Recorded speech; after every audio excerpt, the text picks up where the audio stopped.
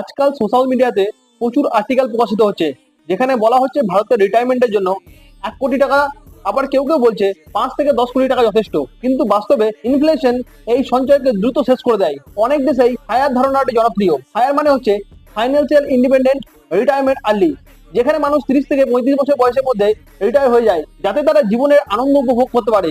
কিন্তু এখানে বড় প্রশ্ন হলো, কত টাকা থাকলে ভবিষ্যতে কোনো আর্থিক সংকট হবে না? ভারতের গড় ইনফ্লেশন হচ্ছে 6%। যদি আপনার কাছে 1 কোটি টাকা থাকে, তাহলে সেটা আজ থেকে 30 বছর পর 17 লক্ষ টাকায় পরিণত হবে। এই কারণে অনেক বিশেষজ্ঞ মনে করছে যে 3 থেকে 5 কোটি টাকা যদি রিটায়ারমেন্ট নেওয়া হয়, তাহলে হয়তো অনেকটাই ভালো। কিন্তু সেটাও আবার ঝুঁকিপূর্ণ হবে, কারণ কারোর যদি চিকিৎসার ব্যয় এবং জীবনযাত্রার ব্যয় বৃদ্ধি পায়, তাহলে বলা হচ্ছে আপনার কাছে যদি 10 কোটি টাকা থাকে, তাহলে আপনি নিরাপদ। কিন্তু আপনি যদি সারা জীবনের মতো ফাইন্যান্সিয়ালি ইন্ডিপেন্ডেন্ট থাকতে চান, তাহলে আপনার 20 কোটি টাকার বেশি দরকার হতে পারে, যেখানে আপনাকে কোনো ইনফ্লেশন সম্বন্ধে ভাবতে হবে না এবং পরিবারকে সুরক্ষিত রাখতে পারবেন। এখানে আমি আপনাকে জিজ্ঞাসা